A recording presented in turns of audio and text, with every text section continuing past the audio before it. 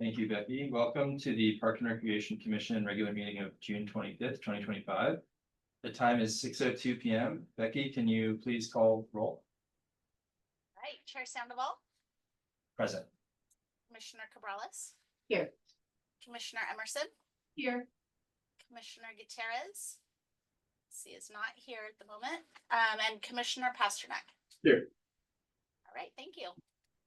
Thank you. We'll move on to item number 1, approval of the regular meeting minutes of April 17th, 2025. Do any commissioners have any questions? I'll move to approve. Second.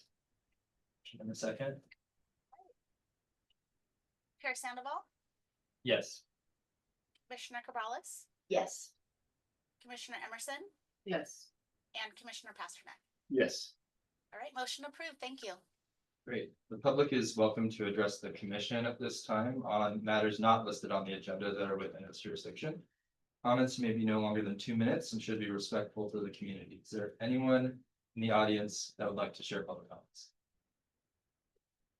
Yeah, hi, I'm Katie Fleet and I'm a member of the Crystal Park Neighborhood Association Board and also a Crystal Park resident. I was here and met most of you in November when I came to talk about some issues we were having in the park and the issue of homelessness and camping, which I'm very happy to know is addressed through the administrative order and the city's ordinance banning camping in all of the public parks, which I think is a huge positive for Crystal Park and for a lot of our parks. And I know we're continuing to work on the issue of homelessness. We also talked about the issue of the kind of degradation of Bristol Park and the status of some of the park picnic tables, and that's an ongoing issue. We're trying to work with the Parks Department and have been in touch with Craig around some ideas for improvements there. We did a pilot with the Neighborhood Association to try to actually fix one of the tables on our own through a cleanup day, and we're gonna keep going on that. I did bring to the attention of the commission some other concerns we've had, which we've raised with the Parks Department and also with the San Rafael Police Department, just on the lack of enforcement of rules and laws in the park in terms of people who are sanctioned renters and also just park users. So we've had some pretty raucous weekends in the park the last couple of months, and a lot of instances of public drinking and marijuana use, much of which occurs like 10 feet away from the playground where kids are playing. And we've had lots of people like urinating in the park, either in the context of sanctioned events where the bathroom is closed and they can't get to the bathroom, or just they're so drunk that they just pee on the street. And it's gotten really out of hand, and we went to the police, but I just wanted to bring it to the attention of this group. It's something we've discussed with the Parks Department and also with the police, but it's an ongoing thing. And I feel like Bristol Park gets a lot of use. And am I close to my 2 minutes? Yeah. Yeah, he didn't finish for me. That's my husband. We live in the same house. We have different perspectives and roles in our. Yeah. So understanding the 2-minute constraint, I'm just gonna dive in. From what I was able to tell, the Parks Commission authorizes up to 222 people to reserve picnic tables in Gerstle Park. The next highest reservation park is the Terra Linda Park with 112 people. The Terra Linda Park has a real parking lot. It's not located in the middle of a neighborhood. Of the 222 people that descend on the park with this entitlement, every weekend, particularly in spring. Last weekend, there were 3 full-blown tents set up in the park for this. One of them was an actual event party rental tent. So there's a lot of crime, but there's also, it's too many people. It's a neighborhood park without a parking lot. There's only 1 bathroom, 222 people entitled to come and have their birthday parties, quinceañeras, graduation parties. Like, all of these are like pretty legit events. But people frequently are drinking like crazy in the park. They feel the right to be there. There's conflicting information on the website, like to rent the Redwood area on the website, it says you need to be insured to rent that for more than 100 people. But in the rental agreement, there's no mention of insurance there at all. But there's only 1 bathroom in the park. There's only street parking in the residential area for the park. And we cannot continue to authorize 200 people every weekend to descend on the park. There's 6 parks in San Rafael that have picnic areas that you can't reserve at all. And I think me and my neighbors would much more prefer nobody can reserve a picnic table in Bristol Park. They can show up and resolve their usage civilly like they do in other parks, but it'll prevent, like, we literally have event trucks pull up, unload tents and unload chairs and stuff a couple of times every year. Like, the park is in a residential area with no facilities and no parking. There are better parks to enable that kind of stuff around San Rafael. It is really terribly difficult on a neighborhood, particularly this time of year in spring. Like, the park just cannot handle 200 people every weekend, every Saturday, every Sunday. Thank you, sir. At this time, I would close public comment. Staff, are there any responses you want to give to public comment? Yeah, it's not an agendized item, so I don't want to go too in depth, but what I will share is, I just want to acknowledge, we have heard the complaints from the community about use of the park. One of the things that we're looking at right now is trying to make sure that our rules are really clear. Make sure that individuals who do rent picnic sites really understand what those rules are. Definitely acknowledge there's some cleanup we can do to make sure that that is really clear. One of the things that is also kind of clear to us is that we reserve picnic sites. We don't for Crystal Park. We're trying to manage in a way to make sure we're not overwhelming the park. So we have 3 different reservable areas. We typically only reserve 1 or 2 of them on any given weekend or any given day at the same time to make sure we're not overwhelming the park. What we found is we're getting a lot of users who are not using the park on a reservation basis. They're coming in and posting parties or doing that, and it's not in our system. So that makes it difficult for us to really track and monitor who they are, how they're using the park, how many people are coming to really regulate that. And it's a balancing act. I think on our end, we really want to make sure our parks are used by the community. We know Bristol Park is a really popular space for picnic sites. We're going to continue to work with our parks maintenance crew to make sure it's right size, to make sure that it's the right number of picnic tables at each of the sites, the right number of reservable picnic sites. And I think that there are some things we can do to maybe make some improvements for the community. So definitely just want to acknowledge that we hear it. It's going to be a work in progress, and I want to continue to partner to make sure that we get to a point where everybody can use the park in a really positive way. Thank you, and thank you for bringing this to the commission's attention. We'll move on if there's no comment to item number 2. Sorry, we don't have any special presentations this month, so we'll move into the regular agenda. Item 3, 620 Canal Street acquisition of potential parking approach.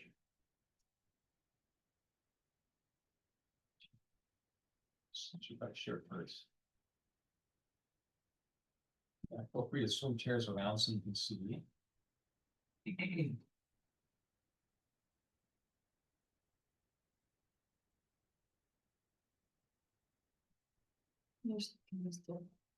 Oh, I. Seems like. So I'm here to talk about a potentially exciting opportunity that the city is pursuing. Related to a property in the canal at 620 Canal Street. This was brought to city council on Monday, so I'm gonna kind of go through the history, but also share the recent actions that city council have taken and kind of the next steps, and then how this commission will likely be involved in the long term. So 620 Canal Street is a property, it's at 620 Canal, which is at kind of the dead end. Can see it there. It's a 1.69 acre piece of property located at the southern edge of the canal. At the end of Canal Street, northwest of Harbor Street, and it's currently designated as marine related mixed use. So as you can see, here's some pictures of it. It's currently it's kind of a boat storage facility. There are some houseboats as well currently on site with some supplemental kind of support structures on the property. it is, if you, this is kind of a, Like where canal dead ends. it's where Canal Dead ends, so you can see Or with not the that far. red, it's of course very difficult to see on this screen, but the red dot, it's like right south of the of Santa Fe High. And the what's up, the football field there. So right across the street from there. One of the reasons that this property is particularly of interest to the city is that there's a long-standing desire within the canal neighborhood for a pedestrian bridge to get from the canal to Santa Fe High and Montecito area. Currently, it's very challenging for residents of the canal to get over to that part of Santa Fe. They have to go off, I mean, you all know, they have to go all the way to 101 and back around. And so through many planning efforts over decades, this is kind of like the list of all of our Santa Fe plans that include a pedestrian bridge linking the canal neighborhood to kind of the Montecito area. So it's been a long-standing community desire. And additionally, in addition to the desire for this pedestrian bridge, our Parks and Recreation Master Plan and the general plan identified the canal neighborhood as also being underserved in park space. While they do have tickleweed and stark weather, there is just a different access based on the kind of the density of the population, the lack of the multifamily housing, and the subsequent lack of private yard space. And that's an area that has been identified in our park planning efforts as a space we would like to have more parklands if feasible. So, and then this kind of shows like where the potential canal bridge might be based on this. So this property was identified as a very desirable, as kind of the most likely place where a pedestrian bridge could be built if it's determined to be feasible. So why we're talking about this now, in this past fall, we were made aware that there was a change of ownership. The owner had passed away and it had been inherited, and they were interested in potentially selling the property. We began conversations with the Trust for Public Land, who was also very interested in kind of this in this community and in supporting the canal neighborhood. And they entered into negotiations with the property owner to purchase the property on behalf of the city. We also began working with the County of Marin and the Canal Alliance, other stakeholders who are very interested in this project. The Trust for Public Land has been successful in their negotiation process with the property owners. So on Monday night, the council authorized two things. They authorized the city to enter into an agreement with the County of Marin, or enter into a grant agreement. So the county has committed, or is in the process of committing additional Measure A funding, not beyond what we typically receive annually, to support the purchase of this property. And they also authorized the city manager to enter into kind of the purchase and sale agreement with the Trust for Public Land. Don't ask me all the legal nuances of like how the property transfers, but that was the wording on the staff report, so I took it. So the Trust for Public Land negotiated a $3.355 million sale price of that. And I actually just heard from the city manager today that the Measure A grant may be increased into about 1.3, but somewhere just north of $1 million will be coming from the county through a Measure A grant. The city also on Monday committed $500,000 of city funds. About $370,000 of that is from park and lieu fees. So those are fees that are that the city collects through development that are restricted to increasing park capacity and park and recreation capacity in the city. So this is perfect example of that use. And then in the remainder, the city's 500,000 will be from other general fund. And then Trust for Public Land has committed to raising the gap in funding through private philanthropy. I don't believe they have done that yet, so there's a little bit of an asterisk on all of this. But that's kind of the plan for the funding makeup of this purchase.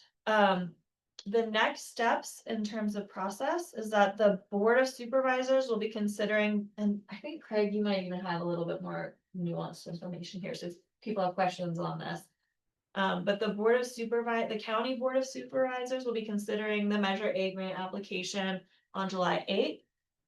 And the Trust for Public Land then has until August 18th to close the transaction.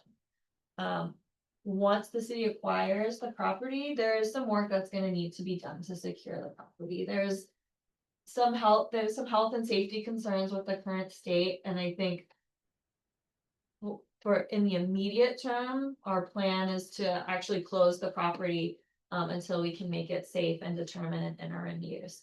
There is likely gonna be kind of two phases with this property. One would be some sort of interim use before we get to the long-term vision for the property, and part of that has to do with the city has recently received like a $1.25 million active transportation grant to study the feasibility of the canal pedestrian bridge. So I think first we need to determine, is the city going to be able to build that bridge? And if so, then that's going to be part of the long-term planning for the site. And if they're not able to build the bridge, then we'll have to look at it as just a purely park site. The Measure A funds and the Trust for Public Land do require that the site be zone park land in perpetuity. So, and then there's also, Ariel, maybe we'd answer questions on this, but the Community and Economic Development Department is also launching a Southeast Santa Fe specific plan this coming year. And so part of this will be one small component of a broader plan where they're looking at what the community may want to see here moving forward. There will definitely be more community engagement and community. The only other thing I'd Yeah. add to that is in addition to the Board of Supervisors meeting on July 8th, the county does plan to bring this to their Park and Open Space Commission on July 17th. So it's just another opportunity for the public to hear a little more about the project. Yeah, and I think we are wanting to be clear about expectations that these plans are going to be long-term and require significant resources, and there will definitely be more opportunity for the Park and Rec Commission to weigh in. You know, fingers crossed that August 18th it closes, and then kind of the hard work of figuring out what to do with this property begins. But it will take time and resources. But this is the first step.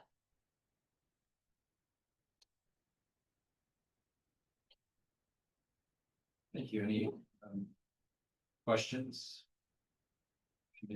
I have a question. I know it's a little premature, but I could imagine that there might be some opposition to the boating community for a bridge, and I'm hoping that there's pre-planning.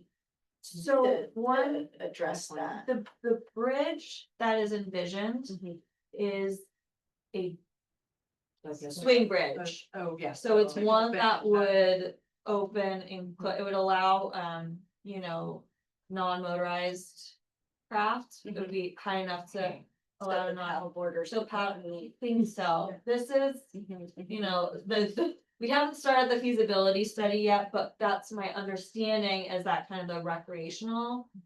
We have paddle boarders, kayaks, things of that sort would be able to fit underneath it. And then any larger craft would have to request it be moved a certain number of hours in advance. And then it would get moved and then moved back. So it would not prohibit boat usage, but yeah. So that's part of the feasibility study, like how does that work? Yeah. You can imagine the operational and logistic Yes. complexity. Yeah. All right, thank you. I would add that there are a lot of examples out there, both nationally and internationally, of these types of bridges and systems that do exist. So there's at least some good, examples to take and look at to see how other communities have dealt with those types of challenges. And there's some good examples of that. Everything costs money though too, right? So I think part of that feasibility study. Okay, so a trip to Amsterdam, is that what I? I think, one kind of thing building off of, everything takes resources. Is that, we're aware that. In many cases, the city is not particularly competitive for grants. This is one where this would be even more competitive than like the Picklebee Park. Yeah. Grantors love taking. Industrial sites and turning them into parks, much more so Yeah. than they like making an existing park nicer. Yeah. Yeah. Well, I just have a comment, which is, I think it's amazing. It's great opportunity, but I think that, like. You all need to consider the park maintenance and safety long-term plans. We have our community constituents here who are concerned about that. And then we have the waterfront park, which doesn't have ADA or security, so like. The city needs to invest in the infrastructure for park security and maintenance before it can, it has to be part of the package, is what I'm saying. So I totally support it, but I'm just urging that, I know I'm speaking to the choir here, because you guys understand where I'm coming from, but it just needs to happen, it needs to get more robust, right? In order, especially this is another isolated area where you're gonna see some of the same concerns around homelessness. That you see over at the beach park, right? I Like, think one but of they the- have to have a plan for that. Yeah, I think one of the things that has excited me about this, because it is very reflective of Beach Park, right? We Yeah. obviously know the issues Yeah. there. This is much more accessible for the canal residents. I mean, I think it's, maybe a block or two of industrial, but then it's quickly into the residential multi-unit spaces where Beach Park is much farther away from the canal residents and much less accessible. So I think there's more opportunity for activation there, but it has to be thoughtful and it has to be done. Yeah, With security and all of that. yeah, and I'm just thinking maybe in terms of the parks master plan, you can consider the beach park and consider whatever other needs there are in terms of the need for security, cameras, whatever it is, bathrooms. So that's just, but I think it sounds amazing. I wanna go check it out. I'm not familiar with the property. At the moment, it's Probably not. fenced open. in. I think But what a great opportunity for having that bridge for, like, the need is huge for that. It's would be so amazing for the kids to be able to just walk across the bridge. Then that haul they have to do. Yeah, I think it's great. Yeah. I mean, I think there's like a plan when you're working with Omar and, his vision of the canal and the east end there, and the beach park can be included in I hope. So if I may step back a little bit, so just so that I understand. We could be the process, we could see the bridge come before the park itself. Probably not. No. Okay. The bridge is, that will take a long time and significant resources. I think Okay. I think we should know. Oh, that's the wrong one. So it looks like the bridge feasibility study is expected to take so by the end of that 3-year period, we should know if it's feasible or not. And then we'll kind of be able to plan the long-term timeline for how that would be implemented with the park. Design of the park. Designed with the Okay. park, yeah, I think. So, yeah, hopefully that answers. Yeah, that does, thanks. Yeah, I mean, I think this is great. I would just echo, like, I think it's needed. I also see a ton of benefits for a couple things, like business, Montecito area is gonna thrive. And I could see actually less traffic. Yeah, like during the school year, all the busing and Yeah. I think we'll see less traffic. I'm hopeful of that, so, yeah, I'm excited about this. I was curious about potential interim uses. That looks like, maybe. Um. I think well, it's actually kind of timely with Craig's next presentation. City council has just adopted a 3-year strategic plan. And this is an emerging priority that was not considered when that plan was being developed. So part of the strategic planning process is to give the council tools when emerging priorities come up to evaluate what's on the current work plan and are there does this take precedent? So at the moment, identifying interim uses is not on our work plan.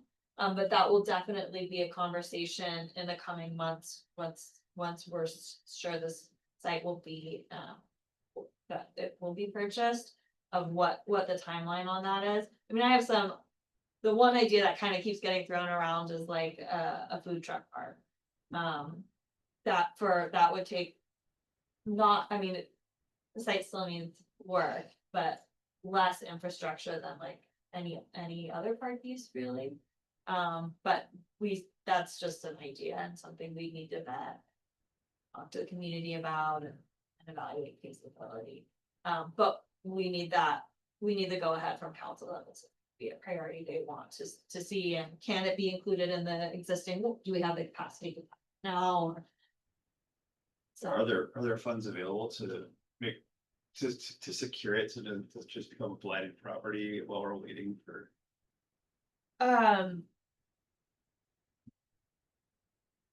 in the current budget that was just passed, no, so Obviously. council's gonna have to determine if they wanna allocate additional funds for that. And there will definitely be some immediate needs to ensure safety. But then, to activate it is gonna take significant more resources and probably something we'll start looking for grant funding for our outside sources. I have no questions. And the plan. So, thank you. Yeah, super exciting. It's a lot of things. Yeah. At this time, I'd open public comment. Well, this sounds amazing, and it's the first I've ever heard of it. But I just did a quick lookup, and the tax assessment of that parcel of land is $1 million, not $3.3 million. So if I can look that up in a few minutes on my phone, I think other constituents would. I don't know what that means. I just looked up what the parcel ID was and went to the Marin tax site. And it looks like it changed hands last year, which would have set the tax basis for it as well. So is it 3.3 million for the property or for the entire park and project, or is it just to own the land? That's the purchase price for Okay, the property. So I spent 20 seconds on my phone and I have a question that can't be answered here, but I think other constituents could maybe fall under the same trap, which is like the county thinks it's $1 million property, but the city is gonna pay three or six. So The city's, four. oh, sorry. Yeah. So anyway, I'm like 40 seconds into this. I don't know what I don't know, but that would be an answer that I think other people who dove 40 seconds in and maybe thought they knew what they knew after 40 seconds would want to answer. I also very much agree with Cicely, which is, the park we care most about, that we live next to, Bristol Park, hasn't had any picnic tables or playground in 25 years. I would hope that we can service our existing parks better. If we have $3.5 million to throw into this, and I would love to see the bridge, probably more than I would love to see the park. I'd love to see the boat, but I think the bridge is more important to the community. But if we have that kind of money to invest to secure this, which then will take more years of developing a plan to create it, and it's 10 years before this park exists. There are 5 years if they're super optimistic. And that's 5 years of those resources not being applied. And again, like maybe those resources can't be applied to buying picnic tables because they're allocated for there's all kinds of stuff that regular people don't know and understand, but the optics are what they are. Like the children in our neighborhood are still playing on 20-year-old play structures while the city is celebrating, we're spending $3.5 million on a park. In 6 years from now, the optics of it will be that, like, it doesn't make sense to like regular folk. So I would like it to make sense to regular folk like me, like, how is that priority make sense for us, or what we experience? Hey, for you, Ken. So the city actually it's $500,000 that the city is contributing to this, just a point of clarification, but Yeah. I hear your point. Yeah, the optics. Yeah, so I think that that's the 2 million is from outside sources that we would not otherwise have access to for any other project. They're from the county and from the Trust of Public Land.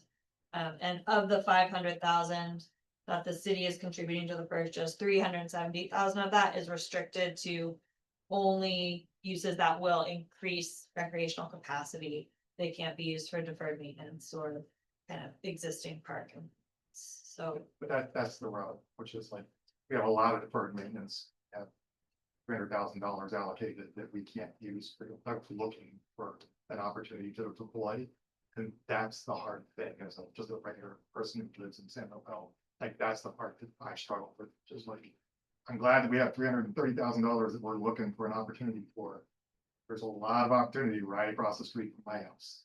It's been there for 25 years. It's hard. I understand, I understand, like, these aren't decisions that the park commission gets to make either, but like. That's why we're here. Trying to figure out a path through all of that. I know that the money won't buy infrastructure. But it's really frustrating if we can't find money to buy infrastructure. Thank you. Any additional public comment? Then I close public comment at this time, and can I request a motion and I'll move. a second? Oh, no, you got it. All right, Chair Sandoval, Yes. Or- Commissioner Cabrales, Yes, Commissioner Emerson, Yes. Commissioner Gutierrez, Yeah. and Commissioner Pasternak. Yes. Thank you, motion approved. Thank you. Move on now to the item number 4, the staff liaison.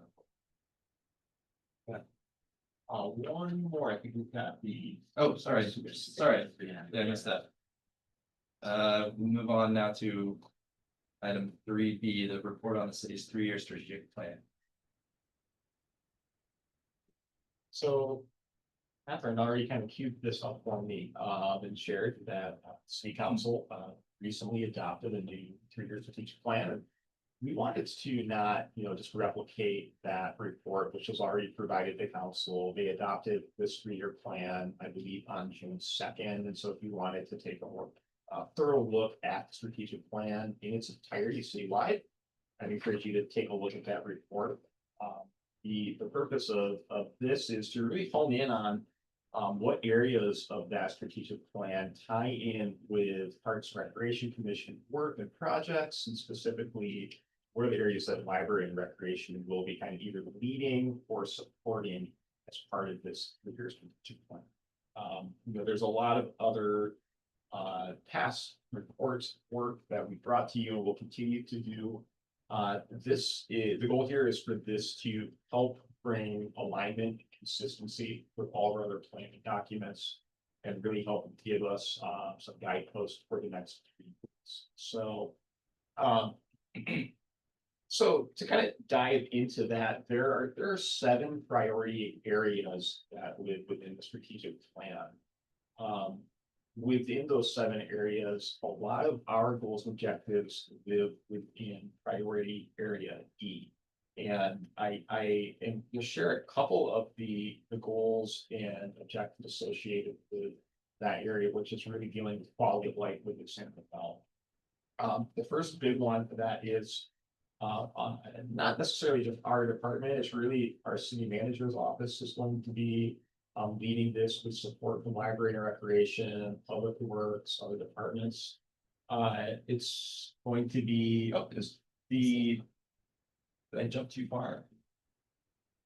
I was hoping for E3.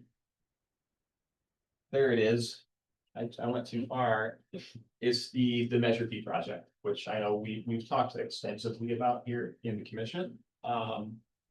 The strategic plan does include a specific goal to develop and implement community engagement, design and planning process work.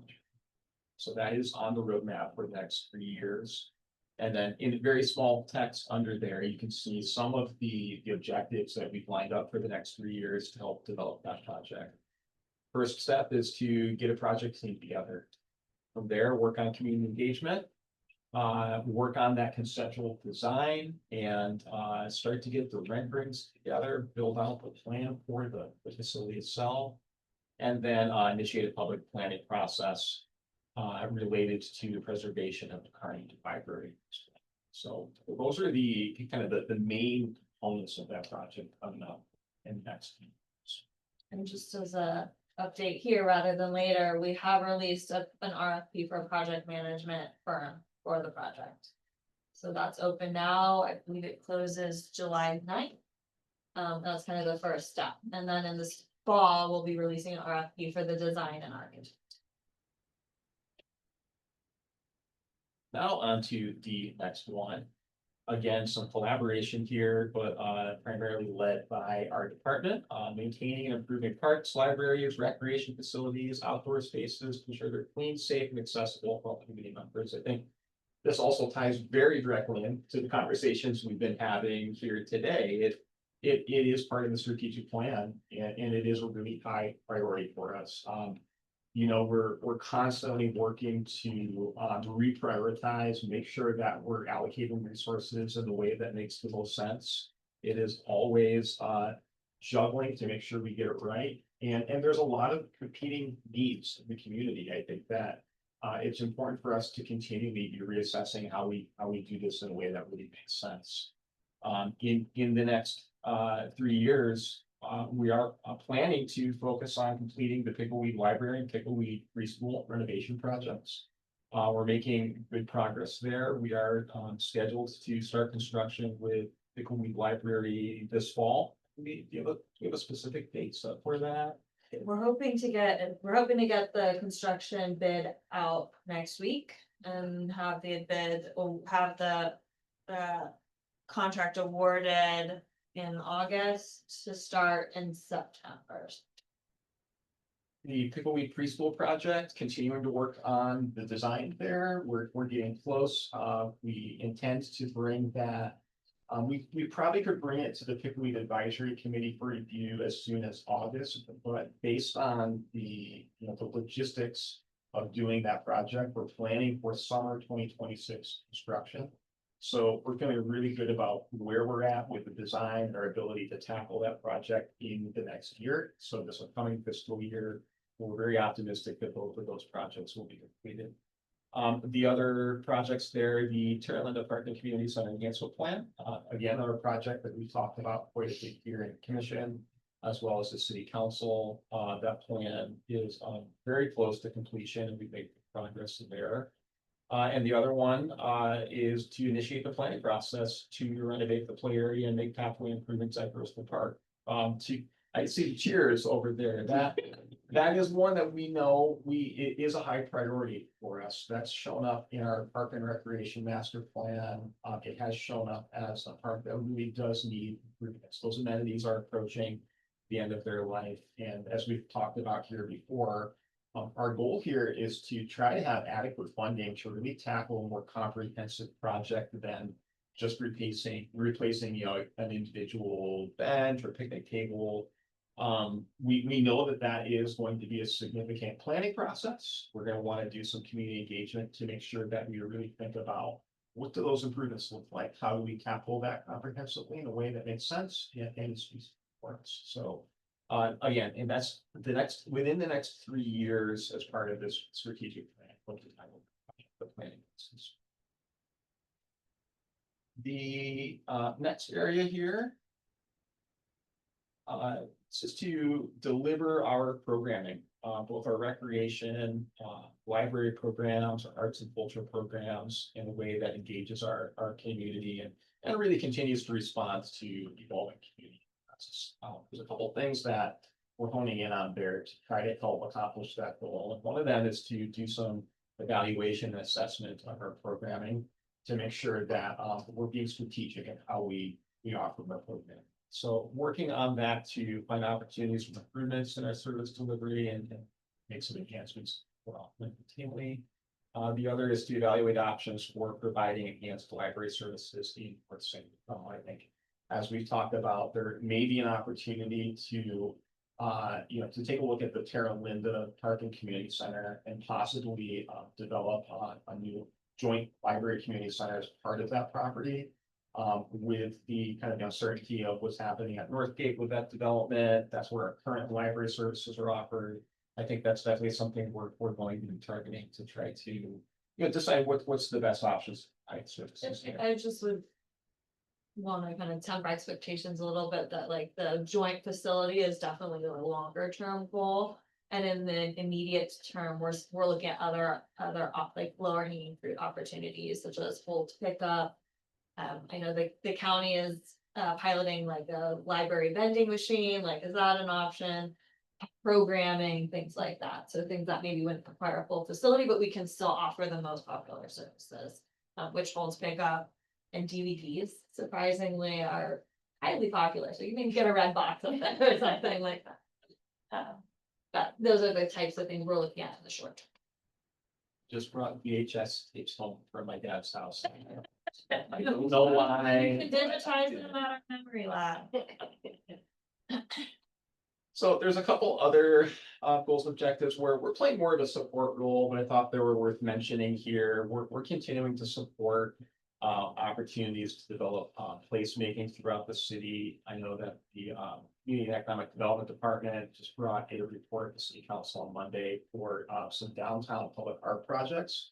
They just council approved a new agreement with consultant firm called Local Edition Creative that's going to be helping to deliver 5 new public art projects throughout downtown St. Bernal. So there's some really good opportunities there, and those would tie in with our public art review board process. Working to enhance neighborhoods to be the most resilient, diverse, and vibrant places to live, work, and visit. I think that's one where we know that our park and recreation and library programs are a huge part of that. So we want to continue to support that goal. Being innovative in how we deliver our services, being responsive and being transparent is also very important to our department. Implementing comprehensive financial strategies and plans. One of the things we're gearing up for this fiscal year is to tackle a cost recovery analysis to really better understand our current philosophical model, how we deliver services, and how much of those expenses associated with that should we be recovering. Some of our programs are expected to be fully cost recovery and self-supporting. Others have either very low or no cost recovery. So I think this is a good opportunity for us to take a closer look at that and develop a more comprehensive strategy for how we offer services and what we charge for them. And then the last one here is important to us, I think, especially in this time, to continue to implement programs to enhance the diversity of our workforce and improve our employment engagement and continue to work with professional development. We've had a lot of turnover here in the city in the last few years, and I think we're continuing to see new people come and join us. We want to retain great employees and make sure that we're really representing the community in our work. So what's next? The strategic plan was just adopted this summer. We're going to continue to develop work plans associated with each of these goals and objectives. It's one thing to have a goal listed on a sheet of paper. It's another to then implement what that goal action is. So we'll be working to align the budget with these priorities, and then council will be adopting this fall 7 priority area specific work plans that we're presenting. Continuing to identify processes for reprioritization. There is a dashboard on the city's website that we're using as a city to try to develop performance metrics that will help the community understand how are we doing in these different priority areas. Which of these goals has been accomplished? What are some things that we can use to really identify how we're doing? And I think that's going to be a helpful tool. So I encourage you to check out the website that is up right now. And then on an ongoing basis here with our specific goals, we'll continue to bring those. A lot of them may be aligned with our annual reports that we bring for our park and recreation master plan. They might be coming with our biannual park and maintenance updates that we bring, BPW, or our program reports. If they don't tie in with those directly, we'll be bringing those separately and give you an update, at least on the main. And with that, I think that is it. We really just wanted to make sure you're aware of this kind of new approach. I think the other key difference between the strategic plan in the past is I think in the past, the cities looked at either 1 or 2 year kind of windows of planning, and this is a 3-year outlook. So we're doing a little further look ahead, and I think that's really helpful for us to just be able to plan more effectively. Catherine, anything else you'd like to do? I guess I would just say these really capture the high level goals. And of course, there's a lot of work that is gonna happen in addition to that. So, you know, like I know we just adopted a Measure A work plan that includes tennis court resurfacing. That's more kind of operational maintenance. So there's gonna be more than just those things happening. But yeah, those are like the big key strategic. Were you saying that part of it was a framework on how to reevaluate things that come up in the meantime? But that's part of this. Yeah, that's part of the idea, is that if some big new objective emerges that we weren't foreseeing, that has an impact, right? That has an impact on cost, on staff capacity. And so this provides us with a framework of evaluating like, okay, can staff take this on and maintain this current workload, or is something gonna have to get pushed? Or you know, the timeline's adjusted. And it gives us a tool for talking about that with council and with the community, and council for making that decision, right? Like, is this emerging priority more important than this other priority? Does this need to be happen first, or can, you know? Yeah. It gives them the tools for making good policy decisions. Any other questions from commissioners? Where's the, like the dashboard or the benchmarking website on that? I mean, on your website, Yeah, I believe, Brad. or is it not, or not there yet? I believe it Under- should be on the city's website. If you type in either city goals and objectives Okay, or city strategic plan as keywords. You should be able to pull it up, and I'm happy to send a link after Yeah, this meeting you to can- make sure you've got links to those. I believe in the You can- staff report, I may have linked back to that performance guidance. Also, like, yeah, interested to see how,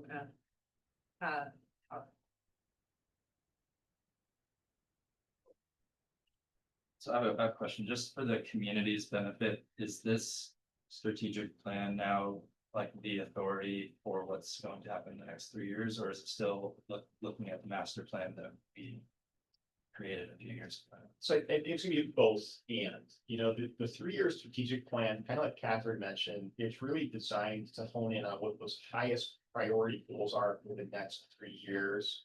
It doesn't eliminate the rest of the work that we're gonna be doing as a department, and so our citywide park and recreation master plan is really more of a kind of a department or like for us in public works to use as our guidelines for how we're gonna prioritize work in the near term, midterm, and long term. So we're trying to find alignment in both of those documents. We'll continue to use both of them. And I will say the strategic plan was based off of the Right. the priorities of the park.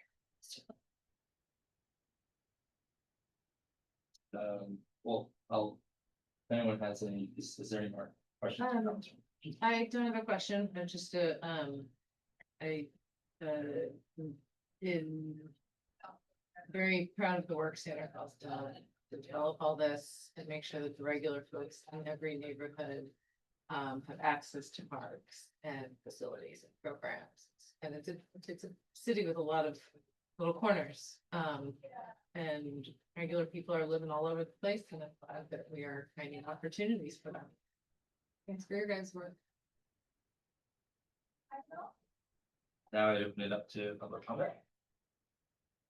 So I just wanted to say, I think as the neighborhood association, but also personally reading this, I think the new strategic plan has so many mentions of diversity, equity, and inclusion, and just the importance of attention to spaces that do bring our community together more, and I think it's 2025, and I think the last date I saw that was dated March, and I feel like every month we inch forward in 2025, those principles become more and more important to people who live here, and I'm, personally really happy to see Bristol Park on the list, but one of the reasons I live there and one of the reasons I value that community is because it is very diverse and it is a community where white and Latino people play together. And I think in San Rafael, we have a huge segregation issue. And I think equity is not just about Terra Linda and the canal, it's about places where people are actually together and really trying to focus on those. And so I really appreciate attention to Bristol Park also being attention to a space where the community does come together and the diverse community interacts in person together. And it just feels more and more important every minute that those kinds of spaces be given attention and consideration and focus. And so I would just, I would point that out because I don't think it's, a coincidence that the city council did that and that, A, F, G, E as well, like all of those have huge, mentions to diversity and equity and inclusion. And I feel like the parks are such a huge piece of that. And don't think you're just E, like you're everything in this, you're so many important things in this plan that are just critical to so many people in San Rafael. So thank you guys for being here, and to everyone who works for the parks who's so diligent and amazing and does hard work in our park all the time and other parks too. We really appreciate all of you guys. Thank you. I would close public comment and request a motion in a second. Motion, Chiefs. Second. I'll second. All right, Chair Sandoval, Yes. Commissioner Cabrales. Yeah. Commissioner Emerson. Yeah. Commissioner Gutierrez Yeah. and Commissioner Pasternak. Yes. All right, motion approved. Thank you. Thanks, Becky. Okay, now we move on to agenda item 4, the staff liaison. Yeah, so a couple things I included in the agenda itself, there's a few other things I want to add as well. One is I do just want to echo the sentiment that was just shared in regards to making sure we're paying attention to all of these different priority areas. It's really hard to pick which ones we should highlight here today because we could probably talk about all of them in our relation, and that's one of the reasons I really like working in a library and rec. It's fun. We get to engage in so many ways in community. The first thing on the report here is this July is Park and Recreation Month proclamation. City Council just adopted this proclamation on Monday and wanted to make sure that we had a chance to kind of talk about that year. We're really proud to offer these programs in the community. Our team of staff that take care of our 26 parks and run our community centers, the pools, the cultural center, the community gardens. I'm also really thankful to be part of this team. So I'm not going to read the whole proclamation, but it is up on the city's website. The city council just adopted, and really kind of talks about the social cohesiveness, vitality of our communities, and is the theme for this year is builds together, play together. And I think that's a really appropriate theme. So especially with all the projects that we have going on right now, we have our Pickleweed Park Enhancement Project. We are making great progress there. We're not quite ready to peg down the ribbon cutting ceremony date, but we are optimistic that we're going to be hopefully wrapping this project up this summer. Our hope is that we can be done with construction and open up the field and the park amenities as quickly as possible. I think there's a likelihood based on council and staff availability that we may do a soft opening of the park where we allow people to go out and start to use it before we do that ribbon cutting. The ribbon cutting may come a little later in early September potentially, just because of where all the logistics that go into lining up that kind of a celebration event. And we want it to be a big celebration. It's a huge project. It's transformative for that park and for the community. So excited about that one. The other project that's ongoing right now is the Peacock Gap Playground Pathway Project. Making good progress there. There was a little bit of a delay on getting some of the play equipment delivered to the site, but that has been on site. We've been working actively to get that installed. And we believe that that should be wrapping up here either by the end of this month or in early July. So similar, I think we're really close to pegging down, hopefully a ribbon cutting ceremony to celebrate that project and get the playground back open there. And then Boyd Park, we have temporary play equipment that we're planning to install at Boyd Park.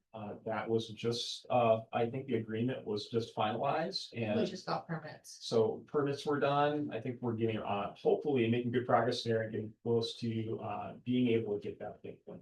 So we'll continue to keep you updated. So I think the goal is to try to get that work done. And on that note, we're in the middle of summer. Summer program is up and running. The pool is a popular place these days. Our summer kids camp programs are happening. Kids are going on field trips. I think these. I got to go on one. Have to go on one yourself. I took a look, I think, as of today, we still have plenty of programs that have space, but a lot of our programs are either full or close to being full. I think we have more than 1,900 registrations for summer programs at this point in time. They're active in our system. So our staff are doing a great job with just being out there. I had a meeting here the other day and it smelled like bacon and I was like, yeah, cooking camp is happening right now. So it's really great to see. Best and worst. I foods know. Here. Really lucky because sometimes they will bring us some of the pancakes and bacon in the morning, but I'm like, no, I can't eat anymore. You're just cooking all day long. So. But I encourage you to take a look. If you haven't had a chance, take a look at our summer activities guide. We've got a lot of great programs and opportunities to stay engaged. On Monday at council, one of our Maple Leaf Advisory Committee board members who has been with us for 23 years, Louise Yost, was honored with a proclamation. So I just wanted to again acknowledge her commitment to the community here. She has done so much to support the Canal community and really thankful for how she's giving back. So it was great to acknowledge her there. Kudos to our childcare programs for wrapping up the end of the school year. Parkside and Pickle Week preschools had their graduations, I think about 2 weeks ago, and really cool to see some of the photos that came from those celebrations. And I think with that, that's it. There's a few other things I could probably share, but I think the most important one is we hope everyone has a really safe and wonderful summer. July 4th is coming up. Fireworks are legal in our parks and open spaces. Just a reminder there, legal everywhere in Sarasota. So we hope everyone has a great summer and holiday season. We are continuing to kind of take a look at the next couple of months of agendas for the Park and Rec Commission. We'll keep you posted on what is scheduled. I think there's a really good chance we may be able to do some tours of completed projects that we can peek off the app for the month of July. But I'll keep you posted on the schedule. And I just a couple the one big library update is that we are on track to close the pop-up library July 21st and reopen the Carnegie Downtown Library August 4th. Wow. So. Yeah. So it's looking really good. Our library board actually got a little tour of the facility yesterday. At this point, there's just a few punch list items the contractors finishing up, and then the first couple weeks in July we'll be getting furniture delivered and set up, and then we'll do the big move. So that's exciting. We probably will also be having the ribbon cutting in September, just with vacation schedules. It's hard to get everyone there, but we'll have a good soft opening, or little time to work out all the kinks before we have a big party. Thank you. I'll just say I want to recognize you guys as well. I think it's a great year. It's like extremely productive. I've been on this mission now for 4+. And yeah, it's just nice to see all the building happening. Yeah. And you guys aren't recognized enough sometimes for all. So thanks. I second. Any updates on Steve Mason's position? Oh, thank you. How did I forget that? I hate to even share this, but yeah, he's still retiring. I haven't been able to convince him yet to stick around, but he's retiring as of August 31st. We do have an active recruitment up right now for a recreation supervisor for the Borough Community Center in Pickle Week Park. That is up through July 9th, I believe. And so I'd encourage anyone who's interested to apply. I've been definitely pushing that out to the community. We'd love to make sure we've got a really great applicant pool, really cool job opportunity, and definitely an important one for the. Thank you for the reminder. Any public comment? No? This time I would call the next agenda item, any commissioner reports. We have people we advisory committee meeting, but nothing that we didn't already talk about. It's covered. Great, thank you. Then, happy. I don't.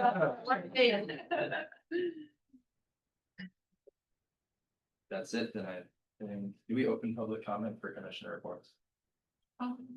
It says it on here, but so I will, but if there's any, We have no comment. thank you, then I'll close public comment, and I think that leads us to adjourn. So I will adjourn this meeting at 7:02 PM. It's too many. Well done. Oh, shoot, I gotta get home for half. Yeah, thank you guys for doing this and being here. Thank you. Really